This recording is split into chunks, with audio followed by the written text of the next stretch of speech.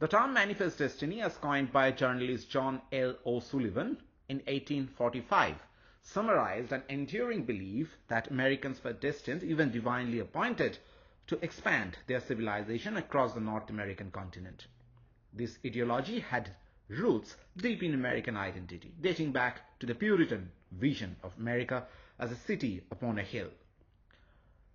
By the 1840s, however, this concept had grown into something more assertive and nationalistic, a rallying cry for continental expansion. Manifest Destiny framed America's growth as a moral and political mission to spread democracy and republican ideals, justifying territorial claims that would otherwise be seen as aggressive.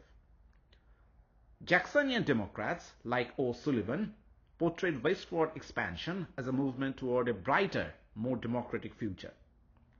The desire to extend America's influence westward gained strength as Americans looked to the resources and fertile lands beyond their borders. With this in mind, we see a series of defining moments that drove American expansion and spurred westward migration. The Louisiana Purchase, the drive along the Oregon Trail, and later the Mexican-American War all embodied the powerful influence of Manifest Destiny and cemented the idea that America's growth was inevitable. Yet, the drive to expand wasn't without its challenges. American settlers would have to confront difficult geographic obstacles, navigate tensions with indigenous tribes, and negotiate with powerful nations such as Britain and Mexico. These challenges underscored the ambition and resilience that fueled Manifest Destiny, but they also revealed deep moral and political dilemmas that would shadow the nation's growth. To fully understand Manifest Destiny, we must return to one of the earliest and most pivotal expansion in American history, the Louisiana Purchase in 1803. President Thomas Jefferson's decision to purchase this territory from France not only doubled the size of the United States but also confirmed America's ambition to extend its borders. Jefferson, who envisioned a nation of small farmers, saw this land as vital to the future of American democracy. However, little was known about the vast wilderness that lay west of the Mississippi River. To explore this new territory, Jefferson commissioned the Corps of Discovery, an expedition by Lewis and Clark. This journey, beginning in 1804, took them through diverse and treacherous landscapes, from dense forests to expansive plains and mighty rivers. Along the way, they encountered numerous indigenous tribes, learning about cultures and customs far removed from those on the eastern seaboard. Although they did not find the fabled waterway linking the East to the Pacific, they brought back detailed maps, specimens, and insights that would ignite American interest in the western frontier. Following the Lewis and Clark's expedition, the American fur trade emerged as one of the first industries to open up the West. The fur trade, largely driven by European demand for beaver pelts, attracted ambitious businessmen like John Jacob Astor, who founded the American Fur Company in 1808. Astor's establishment of Fort Astoria at the Columbia River marked a strategic step in extending American influence across the continent. The real pioneers of this era were the trappers and mountain men who lived on the frontier, trapping beavers and other animals for their lucrative pelts. These mountain men, independent and self-reliant, navigated the wilderness, charting trails that later settlers would follow.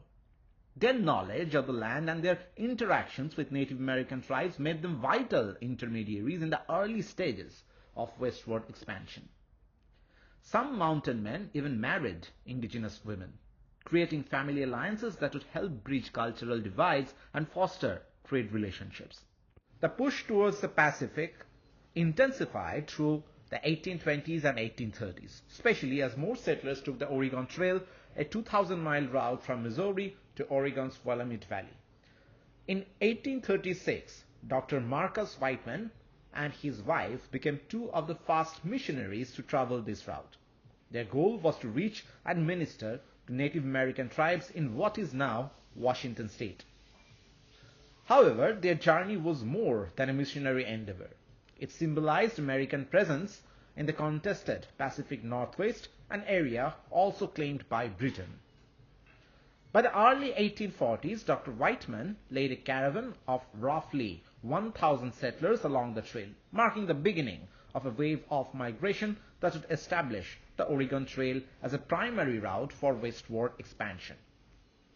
Settlers faced incredible hardships on this journey: harsh weather, rugged terrain, disease, and limited supplies.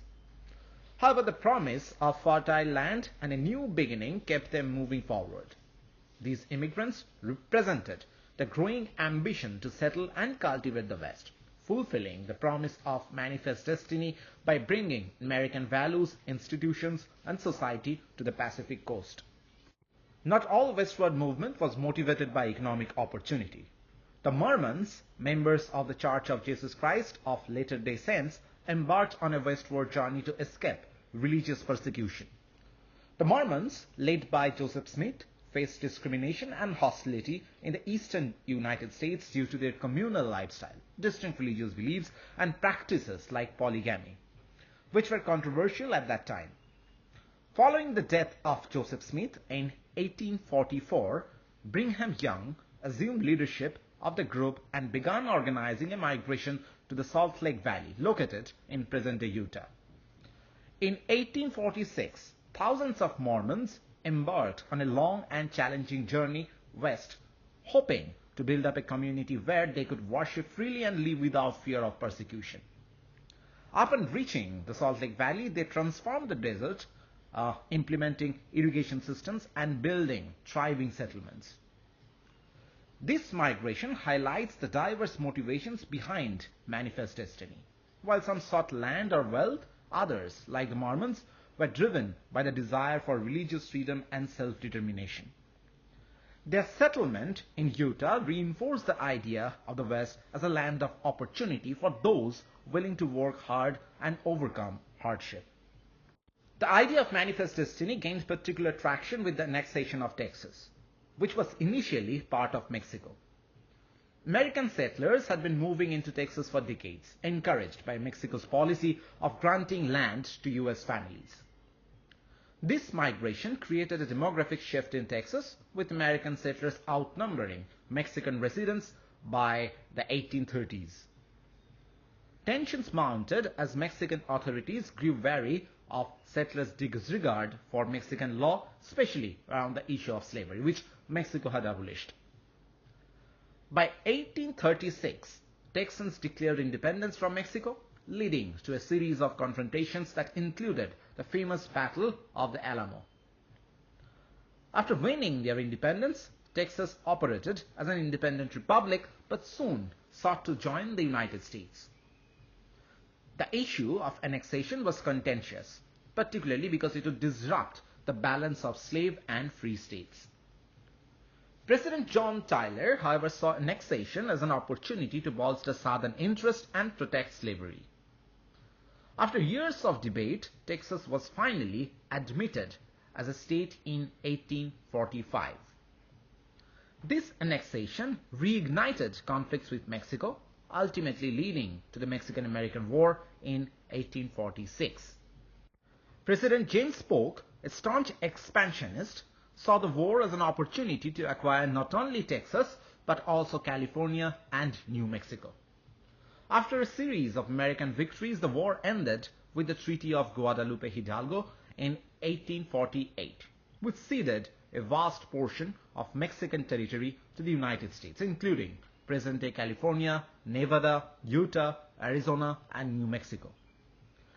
The US paid Mexico $15 million for this land, though the acquisition was ultimately seen as a great achievement for manifest destiny. However, it also deepened divisions over slavery, as the nation grappled with the question of whether these new territories would permit the institution. The addition of these territories reignited fierce debates over slavery. The South wanted the right to expand slavery into these lands, seeing it as essential to their agricultural economy and political influence. Many in the North, however, saw expansion as an opportunity to establish free labor states, creating tension over who would control the future of these lands. The Missouri Compromise of 1820, which had temporarily eased tensions by dividing slave and free territories along the 36-degree parallel, was proving inadequate in the face of new land acquisition. In 1846, Congressman David Wilmot introduced the Wilmot Proviso, a proposal to ban slavery in any territory acquired from Mexico. Although the proviso failed in the Senate, it underscored the deepening divide between North and South. While Northern Whigs and Democrats largely supported it, Southern representatives opposed it vehemently, seeing it as an existential threat to their economic and social order. This legislative struggle set the stage for a period of intense political conflict as the nation found itself increasingly polarized over the expansion of slavery. As the debate over slavery intensified, the political landscape began to fracture. The Whig Party, already struggling with internal divisions, was torn apart over the question of slavery. Meanwhile, a new political movement emerged, the Free Soil movement, which opposed the expansion of slavery into the Western territories. Advocates of free soil believed that new territories should be open to free labor, providing economic opportunities for white settlers without the competition of slave labor. The Free Soil Party, formed in 1848, attracted Northern Democrats, Whigs, and abolitionists who rejected Southern pro-slavery influence in Congress. This movement, while relatively short-lived, was significant because it signaled the increasing unwillingness of Northerners to tolerate the expansion of slavery. The Free Soil Party's slogan, "Free Soil, Free Speech, Free Labor, Free Men," underscored a growing ideological divide. As Southern politicians continued to defend slavery's expansion, this issue began to define political identity, leading to the eventual rise of the Republican Party in the 1850s. After the Mexican-American War and the Treaty of Guadalupe Hidalgo, which transferred vast Mexican territories to the United States, the country faced an urgent need to determine the governance of these new lands. Many settlers flooded into the new territories, particularly California, following the discovery of gold at Sutter's Mill in 1848. By 1849, California's population had surged, creating a demand for statehood and stable governance. However, the admission of California as a state brought the issue of slavery to the forefront. The territory's rapid growth and economic promise made it attractive to Northern free labor proponents and Southern slaveholders alike, with both sides eager to influence California's future status as a free or slave state. While most settlers in California favored free labor, Southern politicians feared this would disrupt the balance of power in Congress and threaten the institution of slavery, which was economically vital to the South. The situation was further complicated by Texas's own territorial claims. After its annexation, Texas maintained that its boundaries extended along the Rio Grande and into present-day New Mexico. This claim exacerbated tensions over the expansion of slavery and posed significant political challenges. Additionally, abolitionist movements were gaining momentum, with figures like Frederick Douglass and William Lloyd Garrison amplifying calls for the end of slavery. Abolitionists highlighted the moral conflict that slavery presented to a country that claims to be champion of freedom, creating an ideological divide that was impossible to ignore. As debate raged, Senator Henry Clay proposed a series of measures designed to address these mounting conflicts. This package of legislation, known collectively as the Compromise of 1850, sought to strike a balance between free and slave states, with provisions intended to placate both northern and southern interests. Here is a breakdown of its main components. Firstly, California's admission as a free state. California would be admitted as a free state, tipping the balance in the Senate in favor of free states. This concession to the north alarmed Southern leaders, but it was balanced by other aspects of the compromise that protected Southern interests. Secondly, popular sovereignty in New Mexico and Utah.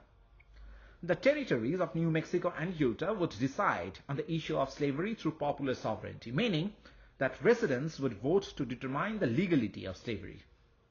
This measure allowed for local control but also left the issue unresolved, setting the stage for future conflicts as settlers from both pro- and anti-slavery factions migrated to these regions.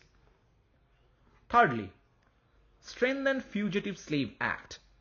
To appease the South, Congress passed a more stringent fugitive slave law, which required citizens even in free states to assist in the capture and return of escaped slaves.